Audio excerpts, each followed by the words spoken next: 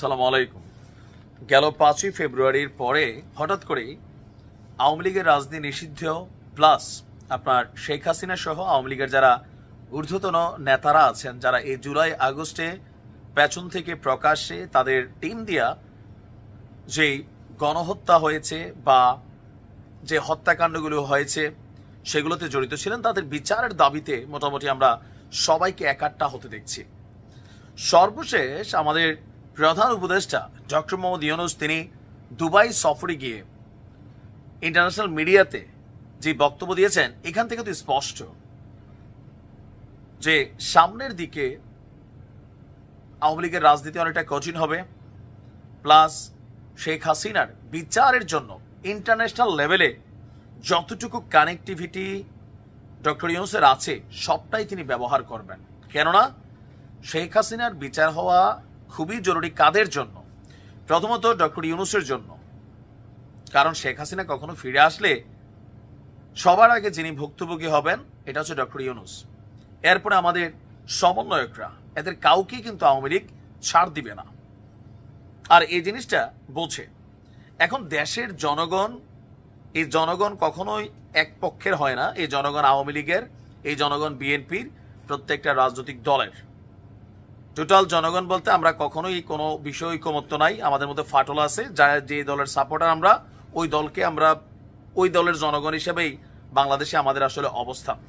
তো যাই হোক, শেখ হাসিনার বিচার নিয়ে যখন বিভিন্ন রাজনৈতিক দল, ছাত্ররা, সমন্বয়করা কথা বলছে, তখন আপনার ডক্টর ইউনূস বলছেন যে ক্ষমতাচ্যুত শেখ হাসিনার বিচার করতে না পারলে বাংলাদেশের মানুষ আমাদের ক্ষমা করবে না। আর তিনি এই বক্তব্য দিয়েছেন কোথায়?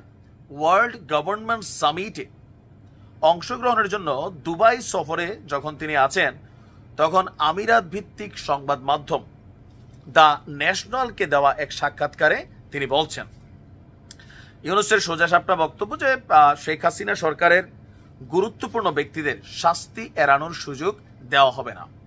সাবেক প্রধানমন্ত্রী এবং তার জ্যেষ্ঠ কর্মকর্তাদের খুঁজে বের করে দেশে ফিরিয়ে আনা হবে, তাদেরকে আইনের মুখোমুখি করা হবে।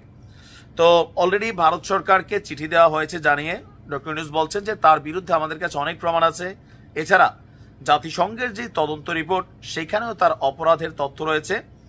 আর শেখ হাসিনা ও তার আমলের সকল অপরাধের তথ্য নথিভুক্ত করা হয়েছে। ইভেন তিনি বলছেন শেখ হাসিনাকে দেশে ফেরত এনে তাকে বিচারের মুখোমুখি করা হবে, আর এটা না করলে বাংলাদেশের জনগণ এই অন্তর্বর্তী সরকারকে ক্ষমা করবে না। ইতিমধ্যে আমরা আইনি প্রক্রিয়া শুরু করেছি, এটি অব্যাহত থাকবে। তাকে আমরা আইনের আওতায় আনবো, আর এটা হতেই হবে। আর এর জন্য যাবতীয় যতটুকু দরকার ততটুকু সরকার চেষ্টা করবে।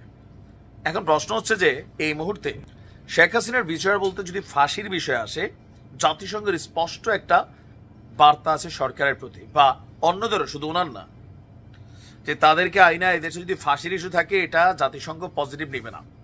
আবার যেই দেশে তারা অবস্থান করছেন ওই দেশ তাদেরকে ফেরত দিতে হবে, তো তাই না? তো যদি ফেরত দেওয়ার ইস্যু আসে, তাহলে যে প্রত্যর্পণ চুক্তি আছে সেই চুক্তিতে একটা ইস্যু কাজ করবে। কোনটা? যে এই বন্দিগুলো বা যারা আছেন তাদেরকে বাংলাদেশে পাঠালে তাদের জীবনের সংখ্যা আছে কিনা। যেমন আওয়ামী লীগ সরকারের আমলে অনেকেই বাংলাদেশ থেকে পৃথিবীর বিভিন্ন দেশে অবস্থান নিয়েছিলেন। আওয়ামী লীগ সর্বোচ্চ চেষ্টা করছে তাদেরকে ফেরত আনতে, কিন্তু ইউরোপ আমেরিকার দেশগুলো দেয় নাই। কেন? কারণ তারা জানে যে বাংলাদেশে গেলে তাদেরকে প্রাণদণ্ড দেওয়া হবে।